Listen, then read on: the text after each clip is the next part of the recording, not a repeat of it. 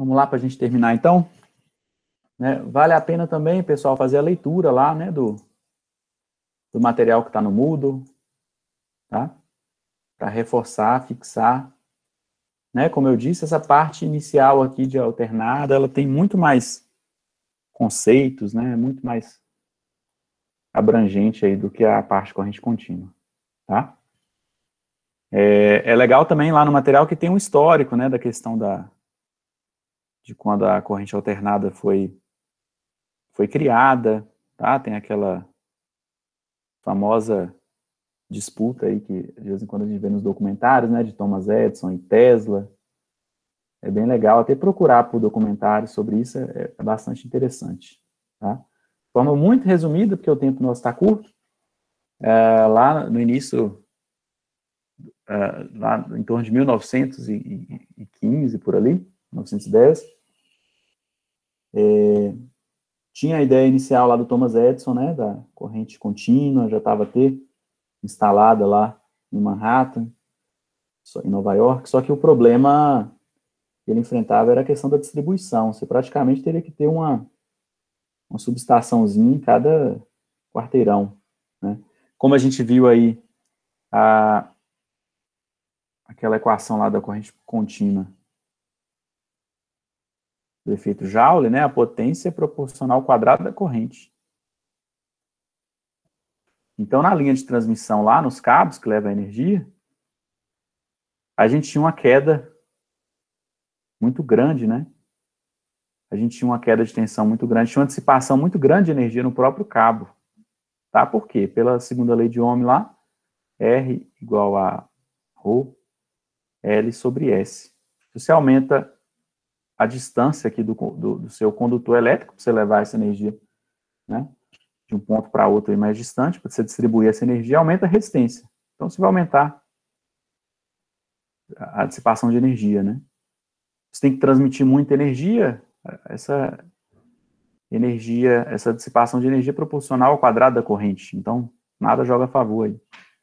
E aí, a ideia da corrente alternada, né, proposta lá por Tesla, ela tinha uma vantagem enorme sobre a contínua no ponto da transmissão, por causa da máquina elétrica, vamos ver lá na eletrotécnica, que é o transformador. Então, com a máquina com alta eficiência, de acordo com a relação entre os números de Spira aqui, ó, essa Spira é exatamente o indutor que a gente vai falar aqui agora, né? A gente tem uma transferência de energia aqui, através de um acoplamento eletromagnético aqui, né? Entre o primário e o secundário transformador, e de acordo com a relação de espiras do primário para o secundário, você consegue fazer uma tensão pequenininha, transformar numa tensão grandona ali no secundário. Então, o que é importante entender aqui é que, apesar de você estar, de certa forma, amplificando aqui a tensão, a relação de potência 1 e 2 aqui, ela permanece a mesma, permanece próxima, né? Claro, tem uma energia perdida aqui devido à transformação, devido à eficiência da máquina, né? Tem correntes parasitas aqui, então tem uma perda de energia da máquina. Então a eficiência, apesar de ser alta, ela não é 100%. Então, assim, se você está aumentando a tensão, a corrente diminui. Você está entendendo? Porque P é igual a VI, né? Essa multiplicação VI, ela mantém. Então, se você está aumentando a tensão, a corrente diminui para P2 ser próximo de P1. Então, o artifício é esse, né? Antes de transmitir, você eleva a tensão bastante, né? A gente eleva a tensão, porque aí a corrente diminui. Se a corrente diminui, a perda ali também, né, que é o quadrado da corrente, ela diminui demais também. Então, você aumenta a tensão para fazer a transmissão. Na hora que chegou no destino, para fazer uma transmissão a longa distância, na hora que ela chega no destino, você pega e reduz a tensão com outro transformador, e aí sim chega na residência. Então, graças a isso, né, que a gente teve aí a popularização da energia elétrica, e a energia elétrica chegou a todos os cantos aí do mundo, né, graças à criação da corrente alternada, tá? Então, depois vocês façam uma leitura lá. Lá também está um pouco resumido, é legal procurar um material extra. A gente tem bastante documentário, vídeo aí no YouTube, né? Sobre essa historinha aí corrente alternada versus corrente contínua, Thomas Edison versus Tesla. Né, o Tesla, ele vai da Europa para os Estados Unidos para trabalhar, inclusive, na empresa do Edison. Né, o Edison, inventor de muito sucesso lá nos Estados Unidos. Mas vamos lá, vamos voltar aqui para a gente, pelo menos, iniciar o assunto aqui do indutor, tá?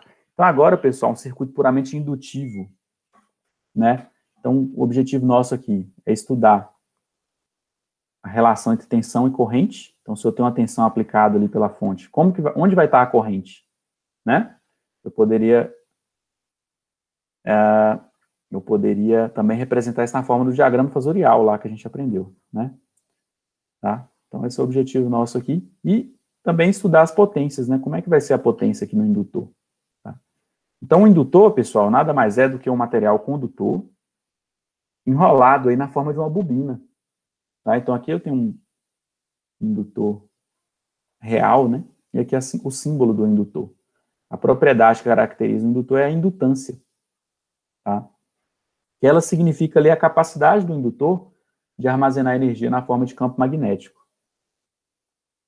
Por que ela vai armazenar energia na forma de campo magnético, né? Então vamos compreender, vamos lembrar lá aquela regrinha aqueles fenômenos, né, do eletromagnetismo, né? Se eu tenho uma corrente elétrica aqui entrando aí na tela do computador, né? Eu sei que toda corrente elétrica, ao redor dessa corrente elétrica, toda corrente elétrica cria um campo magnético, né? Na hora que eu faço esse enrolamento aqui, né, de vários condutores, eu estou intensificando essa componente, essa resultante de campo magnético. Então, ao redor desse meu indutor, vocês vão ver que a gente vai ter um campo, assim, resultante, ó.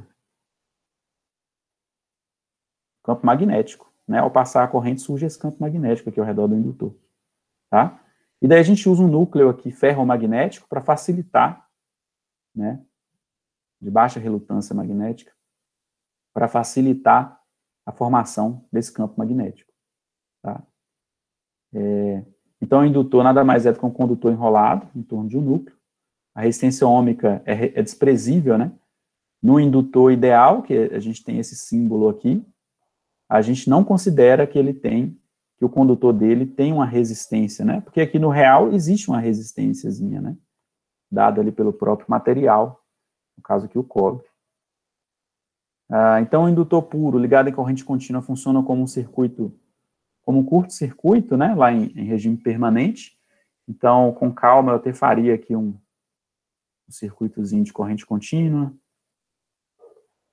É bem comum a gente fazer isso aqui, né? Para explicar. Tem uma resistência aqui, ó. E põe uma chavezinha aqui em 3 situações, ó, e põe um indutor. Então, a chave na posição 0, 1 e 2. Aqui eu ponho uma resistência. Tá? Vou tentar ser breve aqui, ó. Então, aqui eu tenho minha resistência R, ali a resistência de mesmo valor R, indutância L. Então, o que acontece, pessoal? Na hora que eu ligo, passo a chavinha para a posição 0, né? Na hora que eu fecho a chavinha para a posição 0, minha corrente elétrica começa a se estabelecer aqui nesse circuito. Tá? E aí, toda a corrente elétrica, aquela história que eu contei para vocês, né? Ao redor dela eu tenho um campo magnético. E aí, pessoal, esse campo magnético, vocês já viram isso lá, a lei de Lenz, né? Faraday, Lenz. Vocês vão ver que esse campo magnético, na hora que ele começa a variar aqui sobre essas primeiras espiras aqui, ó, né, daquele meu indutor, sempre que eu tenho, então, corrente magnética, sempre que eu tenho, então, a corrente elétrica, eu vou ter um campo associado a essa corrente. Então, no instante que eu fecho a chave, o que vai acontecer? Uma variação de fluxo magnético sobre essas bobinas, né? Porque o campo ainda está surgindo, né? Ele está crescendo. Então, tem essa variação de fluxo magnético. Então, a gente sabe que sempre que eu tenho variação de fluxo magnético, eu tenho uma tensão induzida. Eu tenho uma fém ali, induzida, que vai produzir uma corrente. E aí a lei de Lenz nos diz que é o seguinte, né? Essa corrente, essa corrente induzida, ela vai produzir um campo magnético, né, que vai tender a contrariar o campo magnético que deu origem a ela. Então, por isso, pessoal, que se eu fosse traçar ali a corrente elétrica, né, se fosse medir a corrente elétrica naquele circuito, vocês iam ver que a corrente contínua, hein? A corrente ia demorar até chegar no valor de regime permanente, né? O que está acontecendo aqui, então? O valor de regime permanente é na hora que eu tenho, então, o campo aqui elétrico todo formado, ó, o campo magnético, desculpa, falei elétrico, aqui é um campo magnético. Então, quando ele está todo formado e constante, eu não tenho mais variação de fluxo. Então, acabou a variação de fluxo. Então, não tem mais tensão induzida nem corrente induzida. Né? Nesse instante, você tem o fio aí enrolado, o fio passando corrente elétrica. Então, por isso que o indutor funciona como um circuito fechado aqui, ó, no regime permanente, né, para a corrente contínua. Então, aqui, ó, na hora que eu estabilizei e o campo está todo formado, né, a corrente é E sobre R, né, porque o indutor é um circuito fechado. Na hora que eu agora transfiro a chave, né, que estava na posição 0, né, na hora que eu transfiro ela lá para a posição 2, e o indutor estava carregado, então ele pegou aquela corrente e armazenou na forma de campo magnético, né? Ele armazenou na forma de campo magnético. Na hora que eu transfiro a chave, na hora que eu mudo a chave para posição 2, ele agora vai descarregar toda essa energia na minha resistência elétrica. Tá? Então, se eu fosse medir a corrente, tá? Vocês veriam que a corrente, então, agora, a corrente ela não extingue abruptamente como na resistência, né? Por quê? O que vai acontecer? Na hora que esse campo magnético tende a sumir, de novo, né, acontece variação de fluxo magnético nas bobinas, porque o campo está tendendo a desaparecer. Então, variação de fluxo, eu tenho tensão induzida, corrente induzida. E agora a corrente induzida vai criar um campo, né, que vai se opor à origem. Então, ele vai criar um campo tentando fazer com que esse campo não desapareça. Então, por isso que a corrente elétrica aqui, ó, ela demora, né, até chegar no valor 0. Então, é o elemento ali, pessoal, que armazena energia. Tá? E a conclusão do que eu estou querendo mostrar para vocês é que, olha só, eu mudo a chavinha para a posição 0, né? Então, você tem uma tensão aplicada no indutor, a corrente ainda demora a reagir, tá vendo? A corrente demora a chegar no valor permanente. Depois eu tiro a tensão da bateria, a corrente demora a chegar a 0. Então, a gente fala que no indutor, a corrente sempre está atrasada em relação à tensão, né? Ele seria como se fosse um sistema ali para amortecer variações de corrente elétrica, tá?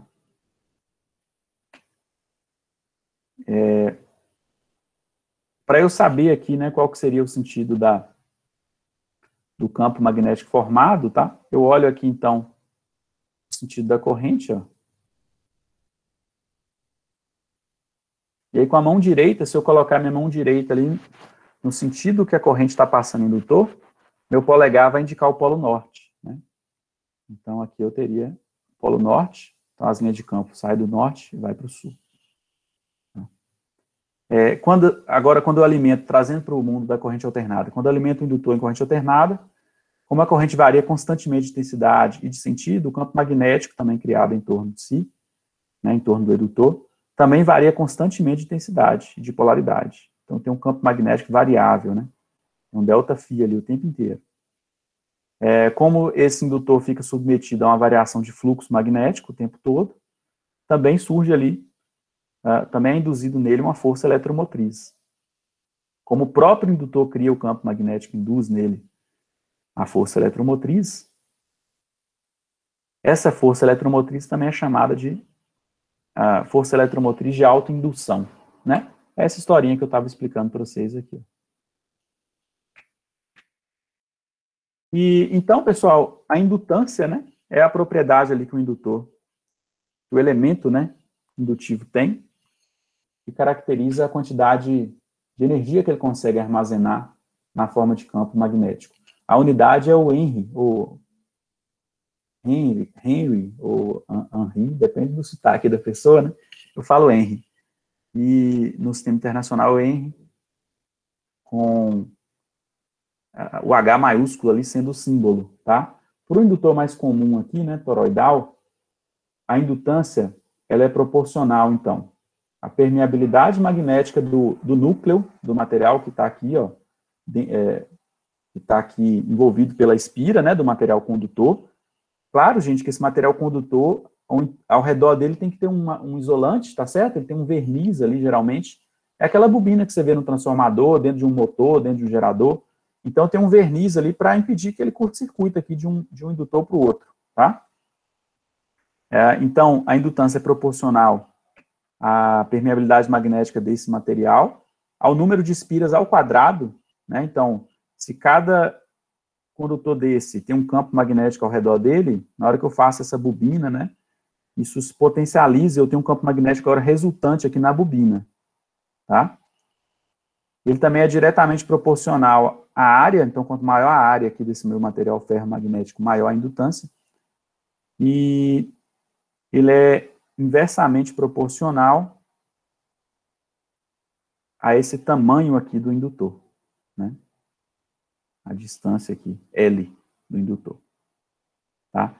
E a expressão, né, como eu disse para vocês, o indutor sempre ele funciona ali como se fosse um amortecedor, igual eu fiz uma comparação, né?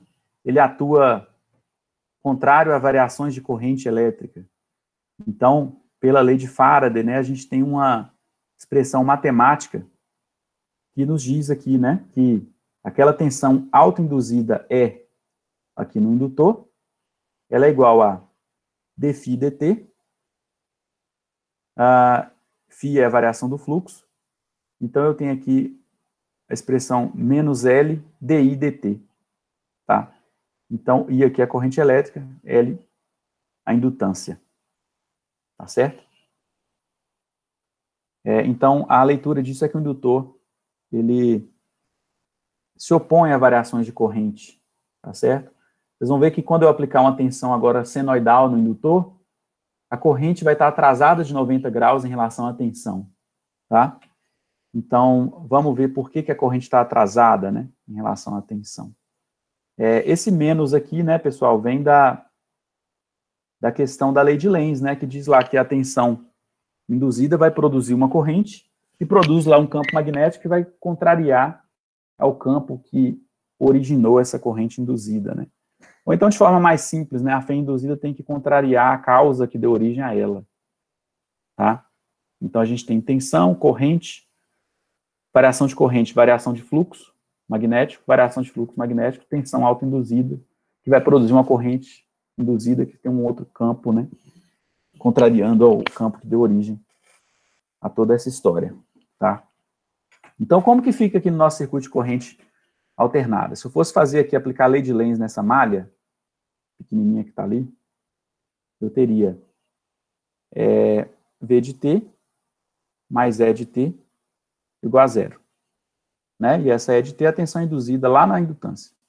Então, V de T é igual a menos E de T. Daí eu substituo a expressão de E de T, né? E de T é menos L di dt. Então, menos corta com menos, né? Então, eu fico que a tensão ali na minha bobina, para esse circuito elétrico, vai ser L di de T dt. Daí, pessoal, vamos pensar no exemplo, né? Vamos supor que a corrente naquele circuito meu ali, né? Eu falei que ia considerar tudo aqui corrente de pico, né? Ao invés de corrente, ao invés de IM ali, né? Para adotar sempre o mesmo símbolo. E aqui eu esqueci de alterar, deixa eu alterar rapidinho aqui para não causar confusão. A gente sempre está adotando I de pico comum.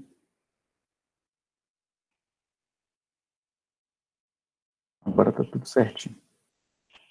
Então, retornando ao assunto, né? Vamos supor, então, que nossa corrente tem aquele aquela expressão já tradicional nossa, né? Vamos supor que a corrente I de T aqui, ó, né, vai ser igual IP seno de ômega T mais θ0. Vamos para simplificar nossas contas aqui, o θ0 nosso é considerado zero, tudo bem? Ele poderia estar aí, não tem problema nenhum, vai dar a mesma coisa. Né, se ele tivesse aqui, ele estaria aqui, mais θ0 aqui, ó. Beleza? O que acontece? Então, para eu encontrar a tensão no indutor, eu tenho que fazer L, DI, DT, tem que derivar a corrente. Né? Então, se eu tenho minha corrente aqui, se o θ0 é zero, eu tenho minha corrente aqui, uma senoide, ó. Estão lembrados lá? A derivada é a inclinação da curva. Então, aqui nesse instante inicial, eu tenho uma inclinação máxima, a derivada é máxima.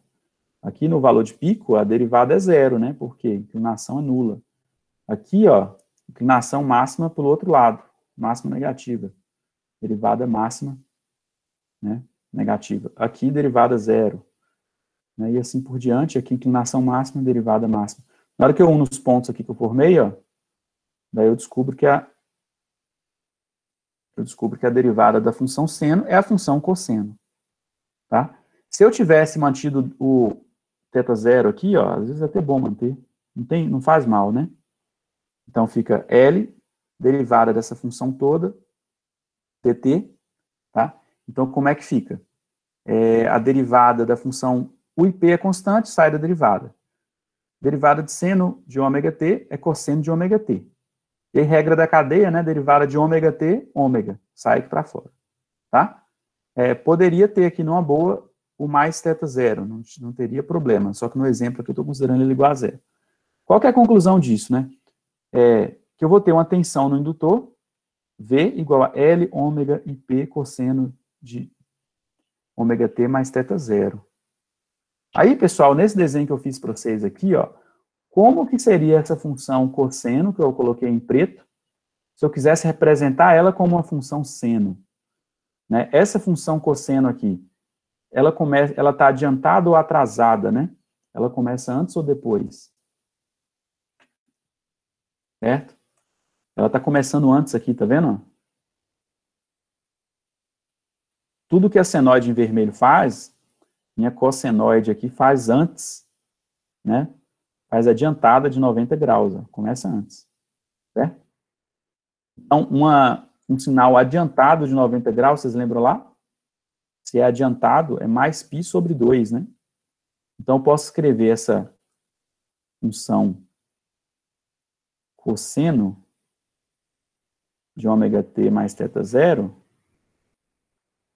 né? Ela é igual à minha função seno de ômega t mais θ0 mais π sobre 2. Porque o sinal está adiantado de π sobre 2. Tá? Então, aqui que é o desembolar aqui dessa explicação, né? Na hora que eu estou aqui, ó, a função cosseno eu estou transformando a função seno. Então, ela ganha π sobre 2, tá? Poderia ter o θ0 aqui, não tem problema, estou tentando explicar para vocês.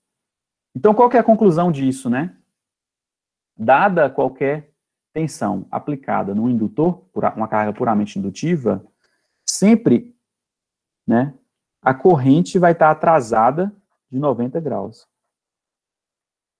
Sempre.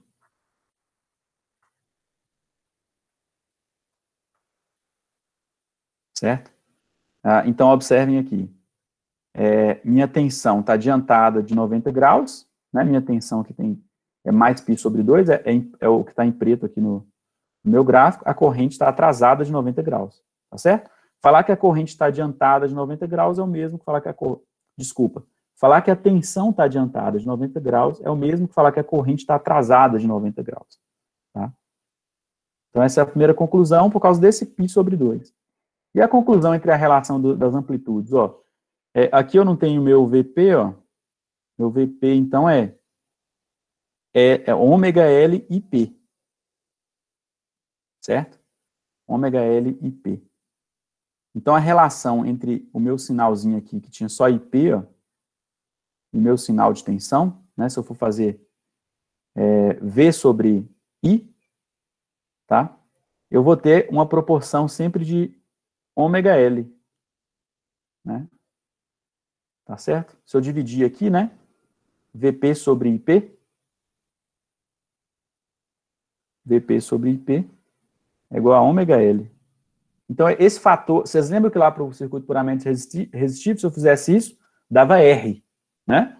O fator que relaciona as amplitudes de tensão e corrente era R. Aqui já é ômega L, tá? Então, esse ômega L aqui, ó, a gente vai chamar de reatância indutiva, né? Ele vai caracterizar a oposição que o indutor está fazendo com relação à passagem da corrente elétrica, tá? É medida em ohms também. Então, a gente apresenta aqui, então, para vocês, né, esse conceito aqui de reatância indutiva, mede a oposição que esse indutor faz à variação de corrente elétrica. Tá? Se eu substituir ômega igual a 2π, essa expressão também, ela ganha esse formato 2π FL. Se eu substituir o ômega igual a 2πf, né? Então, a frequência angular aqui, ou velocidade angular, é igual a 2πf. Então, fica 2π FL. Beleza? Então, resumindo, né? Se eu tenho uma tensão aplicada aqui com esse formato, aqui está exatamente o que eu falei antes, né? No formato de uma função cosseno, né? A função cosseno está adiantada. Se eu expressar ela por uma função seno, ela está adiantada de 90 graus. Minha corrente está atrasada em relação à tensão aqui, de 90 graus. Olha o diagrama fasorial, né? Vocês lembram que ele gira aqui com velocidade angular ômega, no sentido anti-horário? Então, olha lá, a tensão está na frente, né? A tensão está na frente. Tudo que a tensão faz, a corrente está para trás. A corrente está atrasada de quanto? 90 graus. Tá? Então, conclusão, tensão e corrente estão em quadratura, né? De 90 graus. O φ é 90 graus. Tá? Então, se eu fosse expressar a minha impedância, a impedância não seria a relação aqui entre tensão e corrente, né? A impedância para o indutor. Então, tensão e corrente. Na hora que eu divido aqui, ó, vamos pensar separado, módulo e ângulo. Em módulo, a tensão ali, ó, tô vendo aqui que eu tenho ômega L e P. Então, vamos lá, ômega L e P. Ou I, né? Tanto faz, nesse caso. E a corrente IP. Então, isso aqui vai me dizer sobre, desculpa, esse meu, né, essa minha relação aqui, ômega L me diz sobre a relação entre as amplitudes. E a relação entre as fases, né, que entraria aqui, ó. Se eu tiver qualquer ângulo aqui, se eu tiver qualquer ângulo de tensão, no caso meu aqui, para o meu exemplo, eu tenho um ângulo π sobre 2 da tensão, né? A minha corrente não está com ângulo zero, né? Isso significa o quê? Que a corrente está sempre adiantada de 90 graus, ou desculpa, que a tensão está sempre adiantada de 90 graus em relação à tensão. Deixa eu falar de novo, que eu acho que eu me confundi. Isso significa sempre dizer o quê? Que a tensão está adiantada de 90 graus em relação à corrente, ou que a corrente está atrasada em relação à tensão, né? Então, por isso que na hora que eu fizer essas contas, né, independente do ângulo que meu fasor de tensão tenha, tá? Eu sempre vou ter aqui 90 graus, ó. Tá? Como é que eu faço isso, né? É só para ser mais fácil, para tentar ser mais claro, vamos fazer igualzinho tá aqui no slide anterior. Eu só estou transformando os fasores, né? Então, meu ângulo de tensão aqui, ó, é θ0 mais π sobre 2. Vamos lá. θ0 mais 90. E o ângulo aqui só da corrente, cadê? Corrente. θ0. Então, θ0. Então, isso aqui é igual a ômega L com ângulo de 90. Né? Porque θ0 menos θ0, 0. Então, resumindo, minha impedância, sempre, com qualquer carga indutiva, ômega L eu chamei de reatância indutiva, XL, com ângulo de 90. Sempre, tá? Assim como sempre, para resistência é R com ângulo de zero, tá bom? Então, é essa impedância, né, que vai governar aqui a relação entre as amplitudes de tensão e corrente, e essa relação de defasagem, né, repetindo, sempre no indutor a corrente vai estar atrasada de 90 graus em relação à tensão. Independente do ângulo aí da tensão, né, a corrente vai estar atrasada de 90 graus. Aqui está recapitulando o que eu acabei de dizer sobre a relação da impedância. Eu posso transformar aquilo que eu acabei de mostrar para vocês, né? Se eu tenho XL com 90 graus, se vocês lembrarem lá da representação complexa, né? 90 graus, eu estou aqui em cima do eixo imaginário. Então, eu estaria aqui, ó, né? Então, para eu transformar isso é fácil, né? É JXL. Então, eu tenho essa representação na forma cartesiana também. E aqui agora, para a gente finalizar, a questão das potências. Tá? Então, no meu indutor, potência continua sendo igual a VI, só que na hora que eu faço aquela conta que eu fiz com vocês, ó, aqui em verde corrente, em azul tensão. Tá? Então, corrente atrasada de 90 graus. Olha os pontos que eu tenho aqui, ó. Zero, sempre que eu multiplicar por zero, vai dar zero. Né? Os dois sinais forem zero, eu vou ter zero. Agora, nesse primeiro semiciclo aqui, ó, eu tenho sinal positivo vezes positivo. Então, eu vou ter uma potência positiva. Evoluiu aqui positiva. Né? No próximo, eu tenho corrente positiva, tensão negativa. Então, eu tenho uma potência negativa. No próximo, corrente negativa, tensão negativa. Então, eu vou ter potência positiva.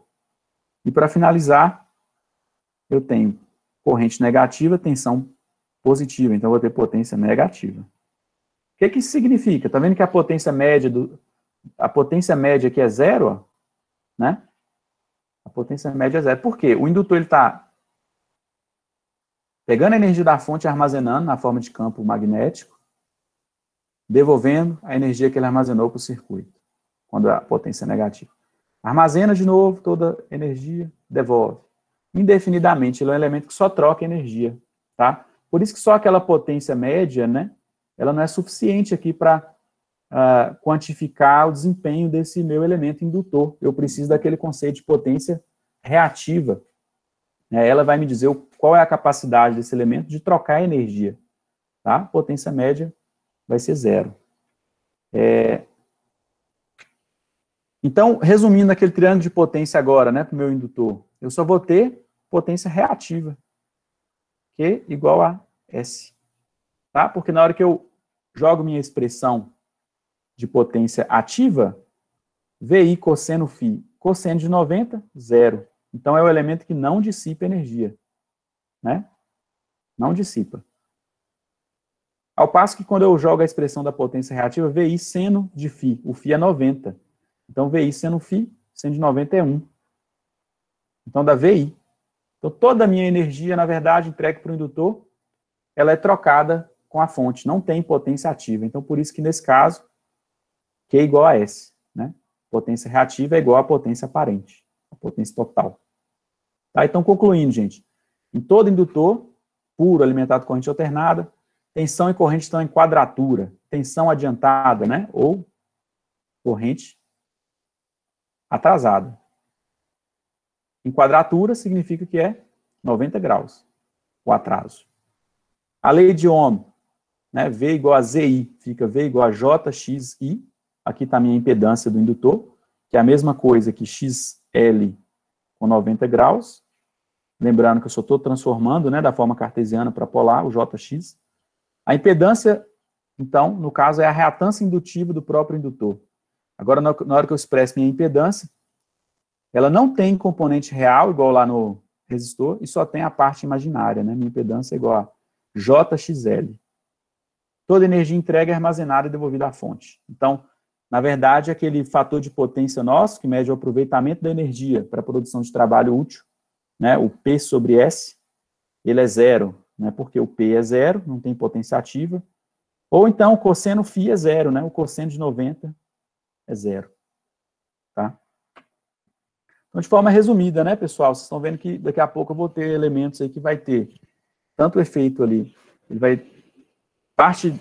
eu vou ter configurações que, se eu analisar a impedância equivalente, uma parcela da energia vai ser destinada à produção de trabalho, né, ou seja, a dissipação de calor, e outra energia vai ser trocada, tá? Então, a interpretação é que sempre que eu tenho uma potência positiva, está tendo uma transferência de energia da fonte para a carga. E sempre que é negativa, é o contrário, transferir de energia da carga para a fonte. Então, no circuito igual eu mostrei anteriormente aqui, né, com o indutor, vocês vão ver que, ora, o indutor funciona como carga, porque ele armazenou energia aqui na forma do campo magnético.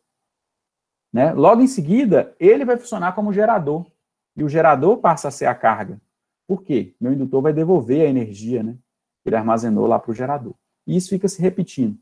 Absorve, devolve, indefinidamente. Tá? E aquela mesma história que eu apresentei para vocês, né?